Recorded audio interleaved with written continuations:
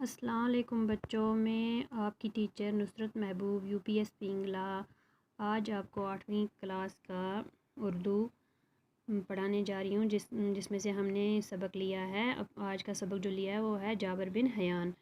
جابر بن حیان کا جو سبق ہے یہ کل ہم نے آدھا پڑھ لیا تھا، جو باقی حصہ ہے وہ آج ہم پورا کر لیں گے۔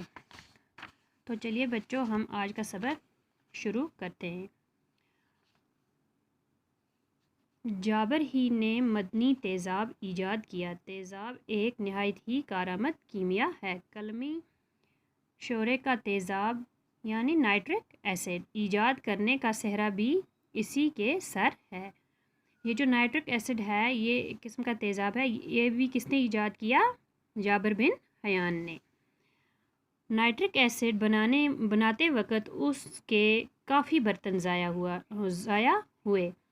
وہ جس برتن میں بھی یہ تیزاب رکھتا تھا تو اس برتن میں سوراخ ہو جاتا تھا۔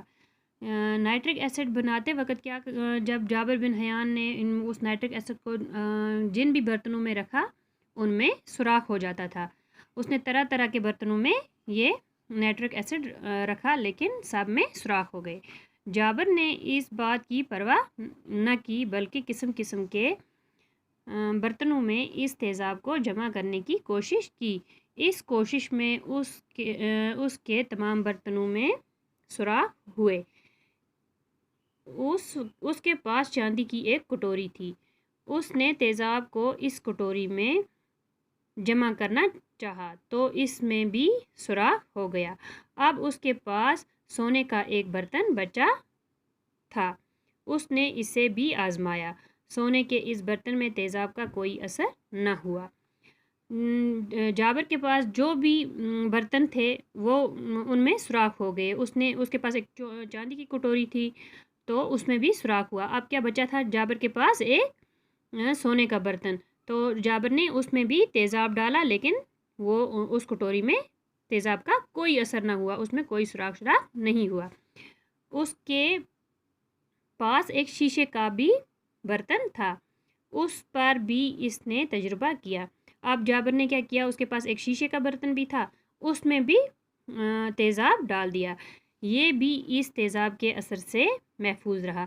اب کتنے برتن محفوظ رہے؟ ایک سونے کا برتن اور ایک شیشے کا برتن جن پر تیزاب کا کوئی اثر نہ ہوا۔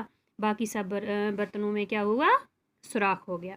چنانچہ اپنے تجربات کا ذکر کرتے ہوئے جابر لکھتا ہے، قلمی شورے کا تیزاب اتنا تیز تھا کہ کوئی برتن بچ نہ سکا۔ صرف دو ہی چیزیں ایسی ملی جن پر اس تیزاب کا اثر نہ ہوا، ایک سونے کا برتن اور دوسرا شیشے کا برتن۔ اب جابر خود کیا بولتا ہے کہ میرے پاس جتنے بھی برتن تھے میں نے ان میں تیزاب رکھا لیکن وہ برتن تیزاب کے اثر سے نہ بچ سکے۔ اس کو صرف دو ہی چیزیں ملی جن پر تیزاب کا کوئی اثر نہیں پڑا، وہ کیا تھا؟ ایک سونے کا برتن اور ایک شیشے کا برتن۔ ان دونوں برتنوں پر تیزاب کا کوئی اثر نہیں ہوا۔ اس عظیم سائنسدان نے کئی قسم کے تیزاب ایجاد کیے۔ اس نے سونا پگھلانے والا تیزاب بھی ایجاد کیا۔ مختلف قسم کے تیزاب تیار کرتے کرتے اس کی آنکھیں خراب ہو گئیں۔ طرح طرح کے تیزاب بناتے وقت اس کی انگلیاں تک جل گئیں لیکن اس نے تحقیق کا کام نہیں چھوڑا۔ وہ اپنے تجربات کرتا گیا، نہ تو اس نے اپنی انگلیوں کی پرواہ کی اور نہ ہی اپنی آنکھوں کی پرواہ کی۔ جابر بن حیان دنیا کا پہلا سائنسدان ہے جس نے علم کیمیا یعنی کیمسٹری میں تجربات کو اہمیت دی۔ اس نے تمام زندگی تجربات میں صرف کی۔ علم کیمیا کو جابر نے بہت کچھ دیا۔